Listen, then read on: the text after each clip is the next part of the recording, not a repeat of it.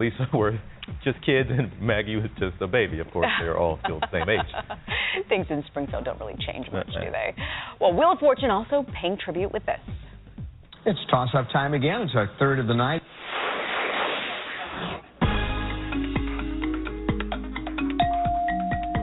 Good riddance to David Letterman.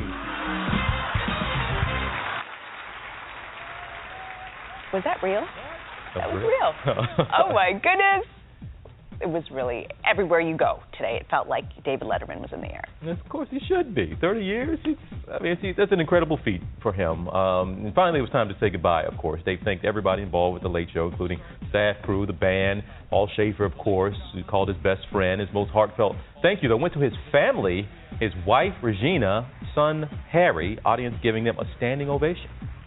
Finally, Letterman also thanked the audience, saying, quote, "There's nothing I can do to ever repay you, what you've given me everything." Now, he then introduced his favorite band, Foo Fighters, ended the show with a montage of all the incredible memories Letterman has given us over the past 3 decades. I had no idea that Foo Fighters was, you should know it because watching the show, but I had forgotten that.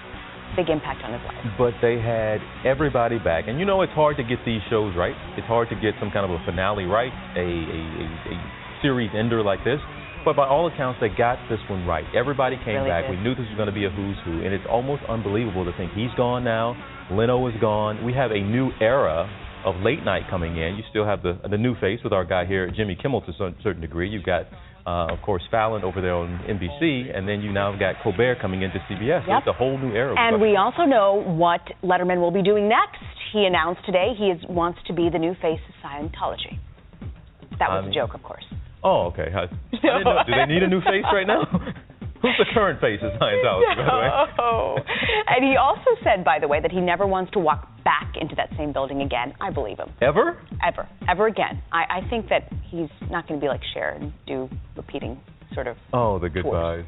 Yeah, I think it's over for Letterman. But Cher's what a way to goodbye. go out, huh? What a way Congratulations, Dave. It's been great, but great job last night to the folks at CBS. Now, when we come back, we got a story about carrying on a follow.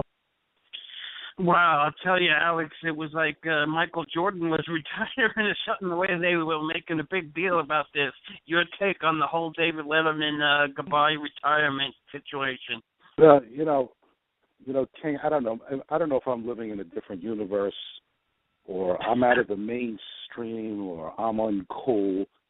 I never particularly liked David Letterman. I don't think he's funny. This business about him coming out there with white socks, he tried too hard to look like a clown. And you know something? I didn't watch that show yesterday. I saw bits and pieces on the news. I listened to it, some on the radio. I'm totally underimpressed. And on top of that, it's one thing to play clips of, Bush saying, the national nightmare is over. These are clips relating to others, and they just took it and used it for humorous purposes here. Tell you the truth, I kind of object to the President of the United States, going on the David Letterman show and basically bidding him goodbye with a joke.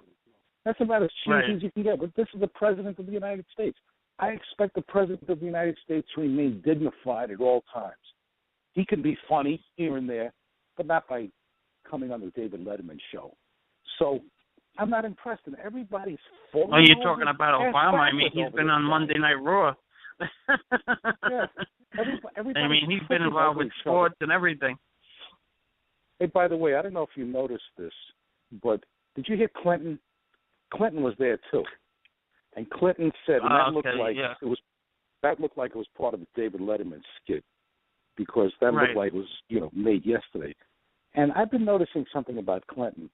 His voice sounds weak. He sounds like a person that is having serious medical problems. I don't know if it's Parkinson's disease or the onset of some other type of illness which is impairing his ability to properly communicate. But there's something very wrong about Clinton and his ability to speak and express himself. He's trying as hard as he can to maintain what he once had, but something has been lost. And I don't know if you noticed that, but I noticed it. It's interesting that you picked that up. Yeah, I did hear that from somebody else. You're the second person that said that to me. So I wonder if there